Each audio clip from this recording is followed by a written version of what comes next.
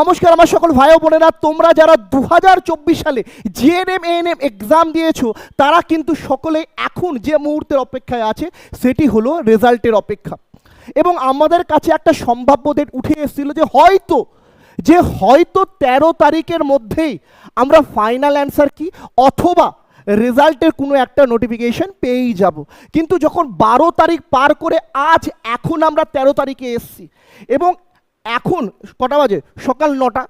এই 9টা পর্যন্ত যখন কোনো রকমভাবে ফাইনাল অ্যান্সার কি আমাদের সামনে উঠে আসেনি, ফাইনাল অ্যান্সার কি যেহেতু উঠে আসেনি আমরা ক্লিয়ার হয়ে যাব আজ এএনএম জিএনএম এর রেজাল্ট কোনো রকমভাবেই প্রকাশিত হবে না, একদম ঠিক। তবে বোর্ড আমাদের West Bengal joint entrance examination board যেভাবে এএনএম জিএনএম এর নোটিফিকেশনগুলো আমার সামনে আনছিল, কি নোটিফিকেশন আনছিল আমাদের সামনে সবার আগে তারা কিন্তু চটরপট কাজ করে আমাদের সামনে মডেল অ্যান্সার কি রেখে দিয়েছিল। মডেল অ্যান্সার কি পেয়ে আমরা খুব খুশি হই, আমরা কি ভাবি যে হয়তো খুব তাড়াতাড়ি এরা কাজ করছে। নেক্সট দেখি আমরা ওএমআর রেসপন্সও কিন্তু তারা খুব তাড়াতাড়ি আমাদের সামনে রাখে। ওএমআর রেসপন্সের পর তারা খুব তাড়াতাড়ি আমাদের সামনে পিডব্লিউডি ভেরিফিকেশনও নিয়ে আসে এবং ভেরিফিকেশনের ডেট ছিল 12 তারিখ অবধি, যে ক্ষেত্রে আমরা সম্ভাবনা রেখেছিলাম যে 12 তারিখে হয়তো তারা তাদের ফাইনাল অ্যান্সার কি নোটিফিকেশন আমাদের এই বোর্ডে ঝুলিয়ে দিবে। কিন্তু এখন পর্যন্ত কিন্তু ফাইনাল অ্যান্সার কি আমাদের সামনে উঠে আসেনি।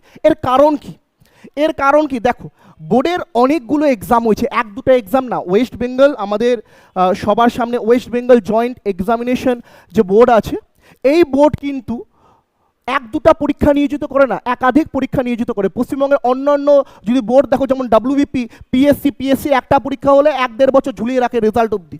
আমাদের টেটের রেজাল্ট জানো তো, 2023-এ পরীক্ষা দিয়েছে, 24 শেষ হতে আসলে এখন রেজাল্ট দেয়নি। কিন্তু সেই থেকে এই বোর্ড কিন্তু যথেষ্ট দ্রুত কাজ করে, যথেষ্ট তাড়াহুড়ার সহিত কাজ করে। এবার এই এক্সামিনেশন বোর্ডে কি হয়েছে, তারা জেনপাস যে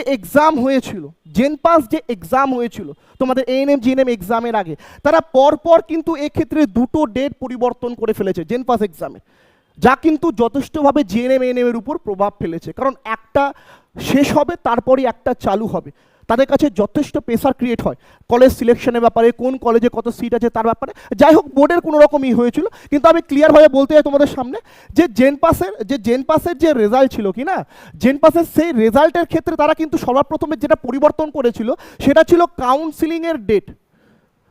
তারা কাউন্সিলিংয়ের ডেট পরিবর্তন করেছিল এবং এই সময় আমাদের কাছে আন্দাজ চলে এসেছিল হয়তো 13 তারিখ জিএনএম এএনএম এর রেজাল্ট বেরিয়ে আসবে না।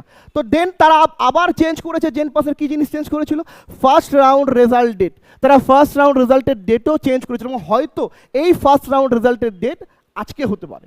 তারা যেটা বলেছিল 13 তারিখ, 13 বলেছিল, ঠিক আছে। যাই হোক, জেনপাস পিছিয়েছে এবং তা যথেষ্টভাবে প্রভাব ফেলেছে জিএনএম এএনএম এর উপর। যাই হোক, সেই নিয়ে আমরা কোনো রকম সম্ভাবনা রাখবো না।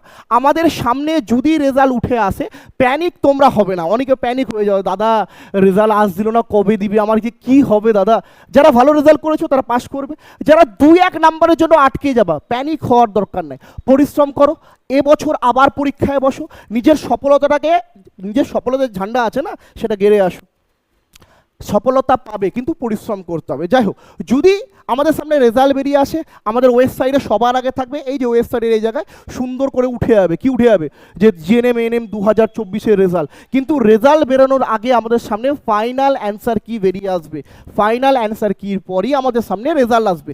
আজ কোনো রকমভাবে রেজাল্ট আসছে না, নির্দ্বিধায় একদম শান্ত মনে থাকো, প্যানিক হবে না, ভালো করে প্রিপারেশন নাও। এবং সম্ভাবনা থাকবে 20 তারিখের পর আমাদের সামনে হয়তো ফাইনাল অ্যান্সার কি উঠে আসবে, তারপরই রেজাল্ট আসবে। অল দ্য ভেরি বেস্ট, ভালো করে পরিশ্রম করতে থাকো।